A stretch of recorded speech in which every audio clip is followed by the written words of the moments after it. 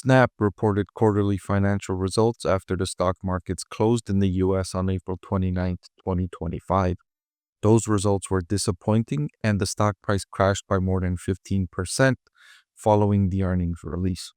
Of course, I'm disappointed in that because I've had Snap stock rated as a buy. I've had the stock rated as a buy all year long, and so it's disappointed in its performance. I'm going to review the company's latest results, highlight the reasons why the stock price is declining, and then answer if I think it's still a buy, if this dip is a buying opportunity, or if we should give up on Snap and move on to something else. I'll reveal my discounted cash flow model that calculates the fair value for Snap's shares, and I'll share with you the valuation on a forward price to earnings basis. Let's get started. I want to thank the Motley Fool for sponsoring this video. Visit fool.com/parkev for the 10 best stocks to buy now.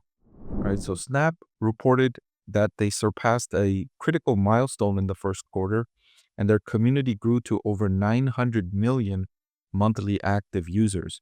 Now, usually Snap doesn't report this number.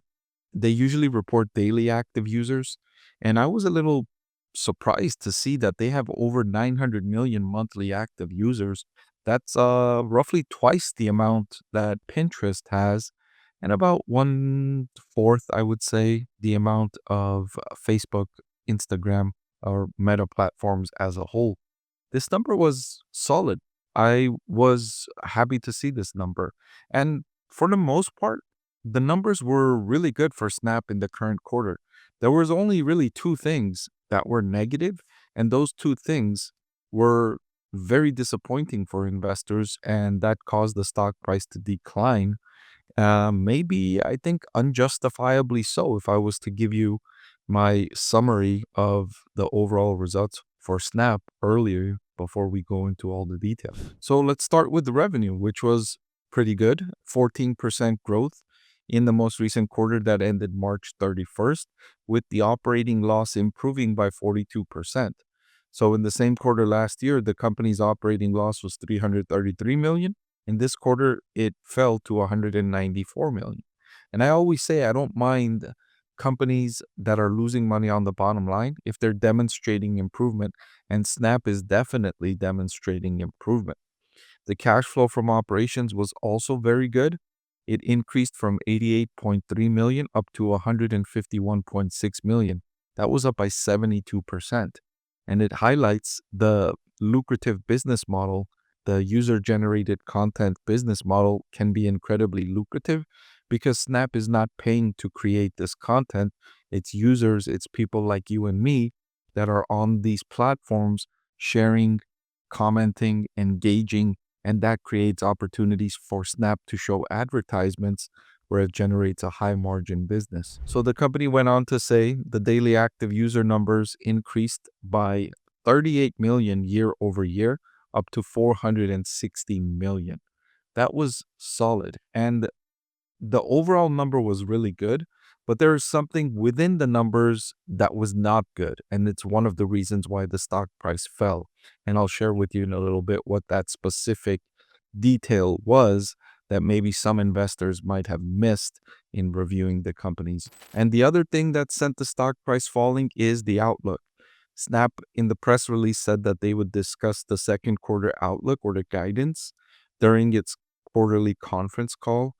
And during that conference call, the company said that there's too much uncertainty, there's too much unknown, and so they are removing their guidance for 2025.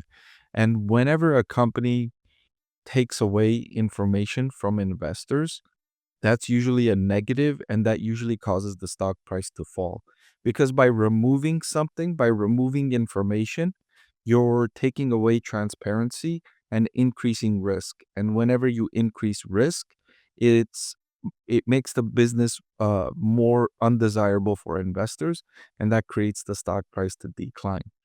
The risk is incorporated in a company's weighted average cost of capital. That's the denominator when you're looking at valuations, when you're discounting future cash flows. And so when risk increases, that denominator increases. And so that creates a decrease in the present value of all of the future cash flow the company's expected to generate. And I'll share with you the math behind it when I show you my discounted cash flow model for Snap a little bit later in the video. All right, so if you scroll all the way down to the last page of the press release from Snap from their investor relations site, this is page 12 out of 12. There's a detail that may appear to be a minor detail, but it's one of the reasons why the stock price is down by so much.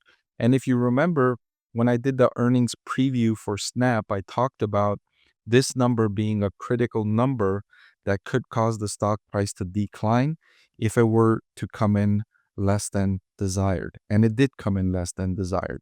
So that number is the daily active user number from North America. And for several consecutive quarters, it had been flat at 100 million.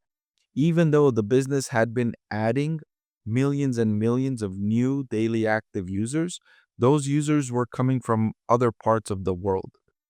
And I'm going to also share with you the other parts of the world, they generate a much lower average revenue per user.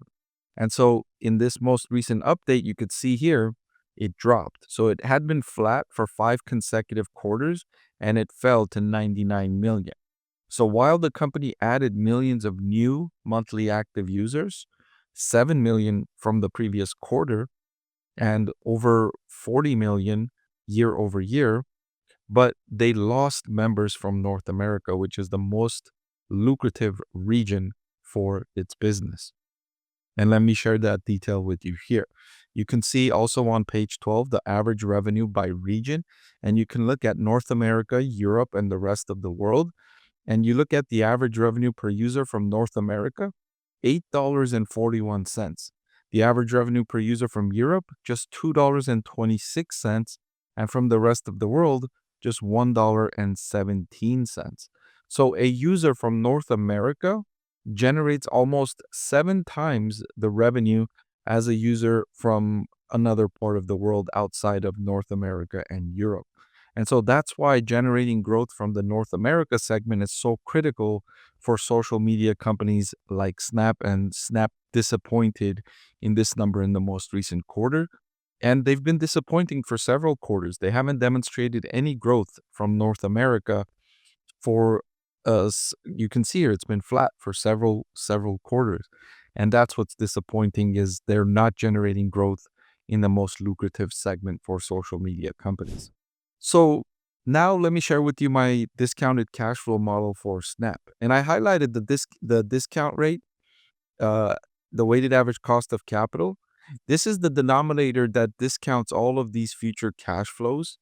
And when this number is increasing, which increases with risk, that depresses the value of all of the free cash flow the business is expected to generate. And so with more risk, you have a higher weighted average cost of capital, which goes into the denominator of all these calculations and creates a lower present value. Still, despite all of that, my intrinsic value calculation for Snap has the business being significantly undervalued. My intrinsic value per share is at $32, and the current market price is only $7.76 after the 15% decline today. It's trading near its 52-week low of $7.08. So I see the business as being significantly undervalued. And when I look at it on a forward price to earnings basis of just 23.8, and by the way, I get these numbers from finchat.io, it's near the lowest it's traded for all year long. So I still see the business as being significantly undervalued. So to answer the question, do I think the stock is a buy on this fall? I do think the stock is still a buy. Now, it's been one of my most disappointing buy recommendations. I'm not thrilled with the management team here at Snap. That's why I like Pinterest and Meta platforms more than Snap, even though the undervaluation may be more extreme for Snap. The lower quality management team, in my opinion, makes it less desirable than Pinterest, which Pinterest I've had rated as one of my top 9 stocks to buy in 2025. Still, if I were to rate, and I did rate Snap as a buy, I think the current valuations makes it a good long-term investment. Hey everyone, I'm excited to announce that my book is finally available for sale. I've been working on it for more than a year now, so I'm really excited to finally share this with you now.